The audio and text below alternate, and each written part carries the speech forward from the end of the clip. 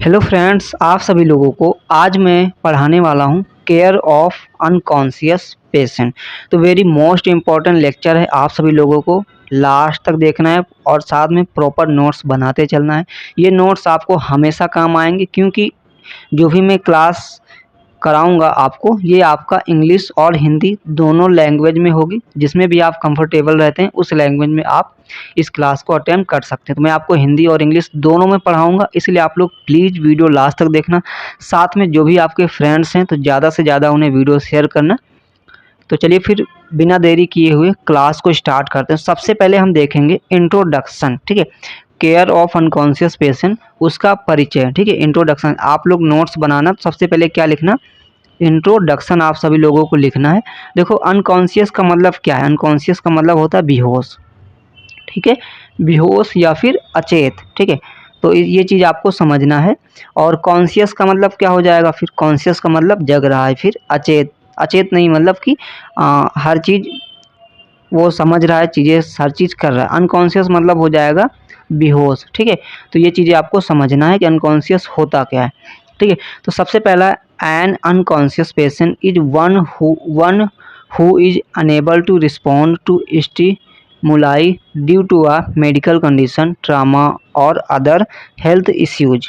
Proper care is essential to prevent complication and promote recovery. अब इसे मैं आपको हिंदी में अच्छे से एक्सप्लेन कर देता हूँ।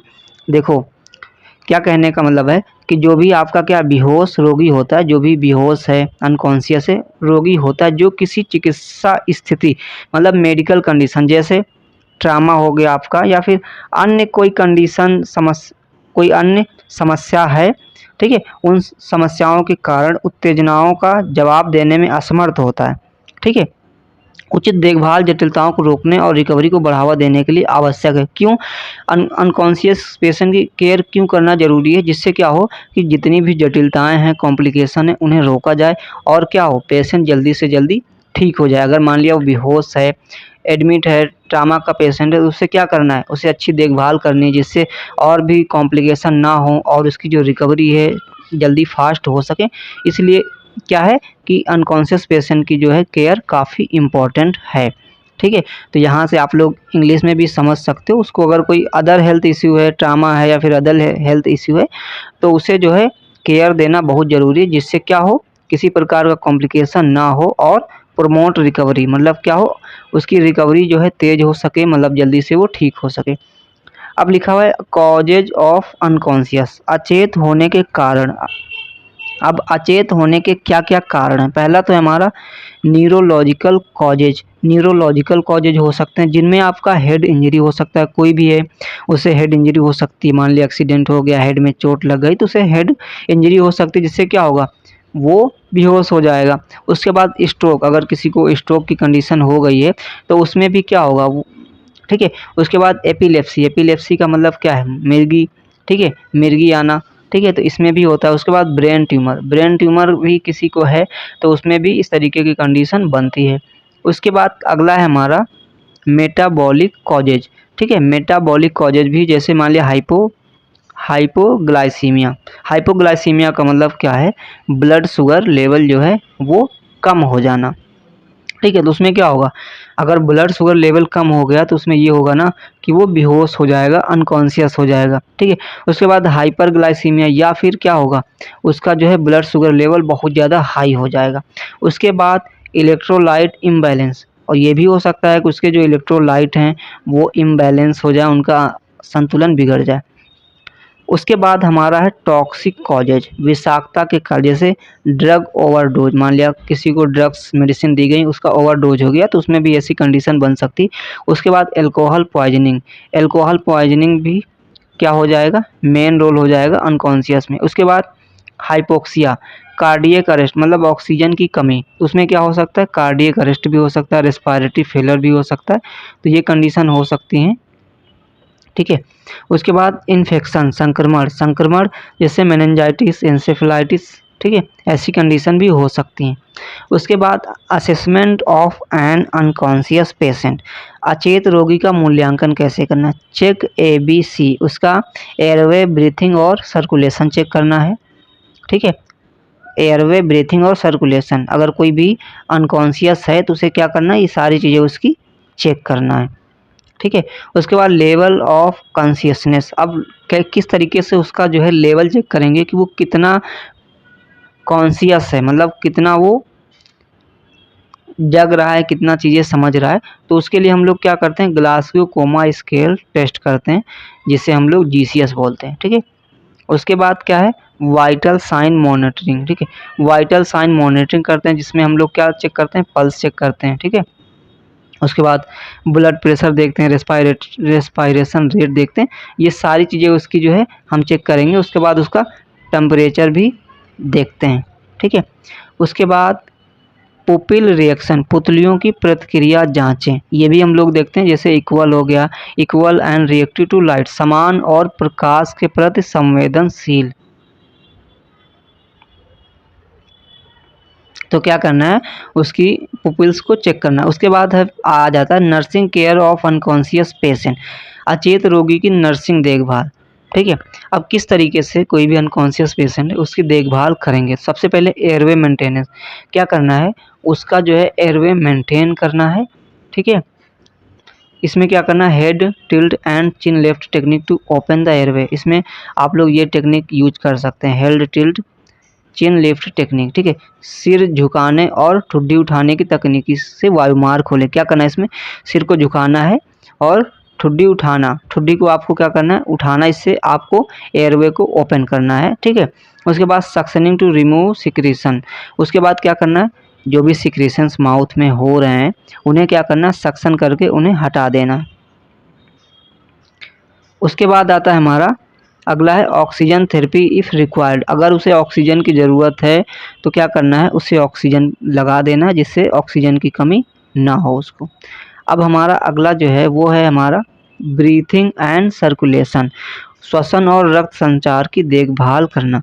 क्या करना है, लगातार ऑक्सीजन सेचुरेशन लेवल की निगरानी करना है आपको, ठीक है। उसके बाद maintain eye fluids and medication as prescribed, क्या करना है, उसे उसका आईवी फ्लूइड मेंटेन रखना है और जो भी मेडिकेशन बताया गया है, जो भी ड्रग्स बताए गए हैं उन्हें टाइम से फॉलो करना है, टाइम से देना है, ठीक है। जो भी डोज है वो सारी चीज़ें फॉलो करना है। देन पोजीशनिंग, पोजीशनिंग भी इम्पॉर्टेंट है कि ठीक है, पेशेंट की रिकवरी में पोजीशनिंग वेरी इंपॉर्टेंट है। Keep the patient in the lateral position to prevent aspiration, ठीक है। अब इसमें लेटरल पोजीशन उसकी बनाते हैं, ये वेरी इंपॉर्टेंट है, ठीक है। तो ये आप लोगों को याद रखना है। एस्पायरेशन रोकने के लिए रोगी को लेटरल पोजीशन में रखते हैं, ठीक है। उसके बाद हमारा क्या हो जाएगा, उसके बाद change position every 2 hours to prevent bed sores, क्या करना है, बेड सोर को रोकने के लिए हर 2 घंटे में पोजीशन को क्या करते हैं हम लोग, चेंज करते रखते हैं। उसके बाद न्यूट्रिशन एंड हाइड्रेशन, पोषण और जल योजन। अब इसमें क्या करना है, लिखा हुआ if the patient can not swallow provide इंटरल feeding विया एन एनजी ट्यूब। अब क्या करना है इसमें, अगर कोई भी पेशेंट है, यदि रोगी निगलने में असमर्थ है तो नाइजोगैस्ट्रिक ट्यूब द्वारा पोषण दें, ठीक है। अब क्या करना है कि बहुत सारे पेशेंट ऐसे होते हैं जो अनकॉन्शियस होते हैं, ठीक है। अब उन्हें आप खुद तो खाना खिला नहीं सकते हो, ठीक है ना, तो माउथ से वो खुद खा पा रहा है। अब उसमें क्या करेंगे, उसकी जो नोज है उसमें क्या करेंगे, नाइजोगैस्ट्रिक ट्यूब होती है उसे इंसर्ट कर देंगे।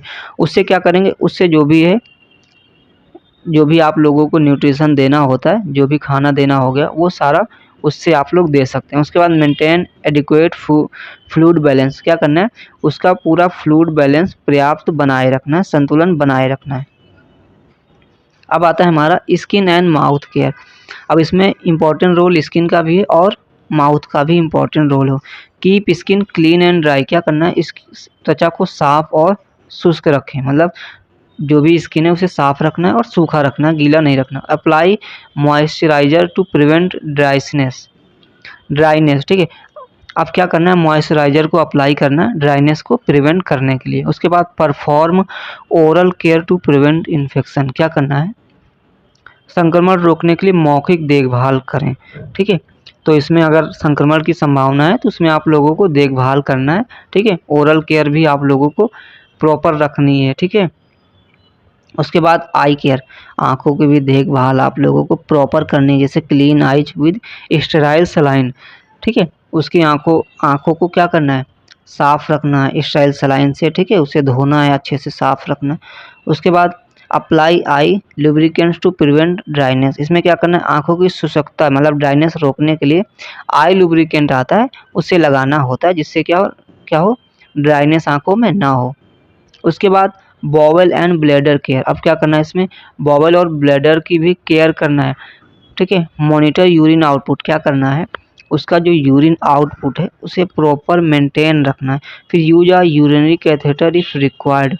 अब क्या करना है, अगर कॉन्शियस पेशेंट है और उसे क्या करना है, यूरिनरी कैथेटर की रिक्वायरमेंट है, ठीक है, तो यूरिनरी कैथेटर उसे डाल देना है, ठीक है। अगर आवश्यक है तो उसका उपयोग ज़रूर करना है। उसके बाद maintain bowel movements using stool softeners if needed. आवश्यकता पड़ने पर स्टूल सॉफ्टनर दें, ये भी आप लोग कर सकते हैं अगर ज़रूरत है। उसके बाद आता है हमारा प्रिवेंशन ऑफ कॉम्प्लिकेशन, जटिलताओं की रोकथाम। अब किस तरीके से आप लोग कॉम्प्लिकेशन को प्रिवेंट कर सकते हैं। Prevent bed sores by frequent repositioning, बार बार स्थिति बदलकर बेड सोर को रोकें। क्या करना है, उसकी बार बार आप लोग पोजिशनिंग चेंज कर देंगे तो क्या होगा, बेड सोर से आप लोग प्रिवेंट कर पाएंगे। फिर है अगला हमारा prevent pneumonia by chest physiotherapy. अब क्या करना है, निमोनिया छाती फिजियोथेरेपी से निमोनिया को रोकें। इसमें क्या कर सकते हैं, निमोनिया को आप लोग रोक सकते हैं फिजियोथेरेपी, चेस्ट फिजियोथेरेपी करा करके। उसके बाद avoid deep vein thrombosis by leg exercise, टांगों की कसरत द्वारा DV2 को रोकें। क्या करना है, आप लोगों को एक्सरसाइज कराना होगा, जिससे क्या हो डीप वेन थ्रोम्बोसिस को रोका जा सके, अवॉइड किया जा सके। अब आपको क्या करना है, साइकोलॉजिकल सपोर्ट भी देना है। अगर कोई अनकॉन्शियस पेशेंट है तो उसे क्या करना है, साइकोलॉजिकल सपोर्ट भी देना है, ठीक है। Speak to the patient even if they are unconscious, भले ही रोगी अचेत हो उनसे बात करें। अगर रोगी अनकॉन्शियस है तो उससे बात करने की कोशिश ज़रूर करें। उसके बाद प्रोवाइड काम एंड क्विट एनवायरनमेंट, उसे क्या करें, शांतिपूर्ण एनवायरनमेंट जो है प्रदान करें।